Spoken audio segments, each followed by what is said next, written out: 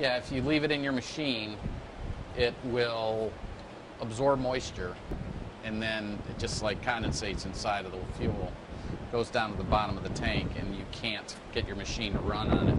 Right in the very bottom there, you can see a dark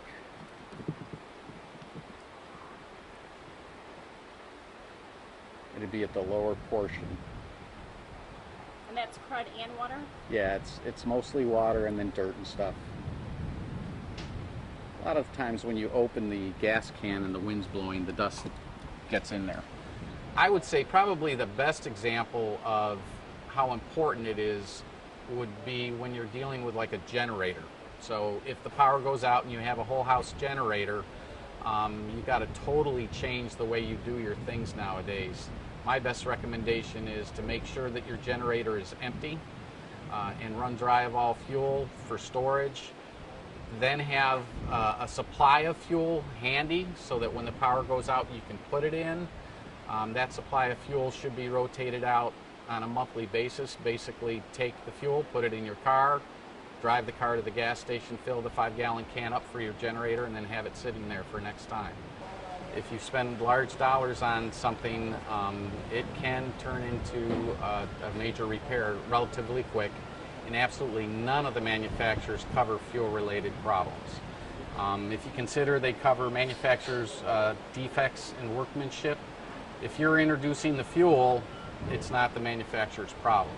It'll be the fact that the fuel spoiled it, and unfortunately there's nothing that somebody in our position can do to help in a case like that. We can't offer the warranty.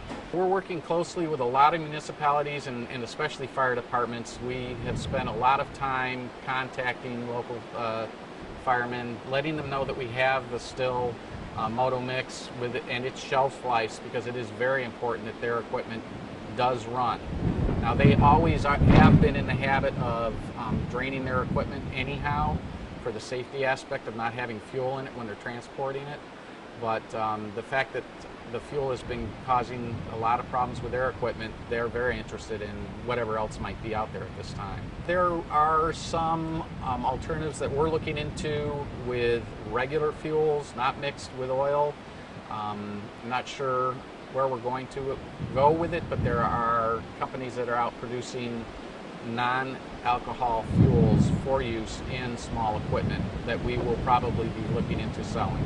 So like you would come, it would be like a gas pump here or something? It would be in a container that you could take home with you, and I believe it's going to be in 5-gallon and 1-gallon and quart sizes, and I'm not sure the pricing yet, but cheaper than this? It will be similar. It will be fairly expensive, most likely. And what's the timeline on that? Probably within the next month or two we'll have it available for our customers.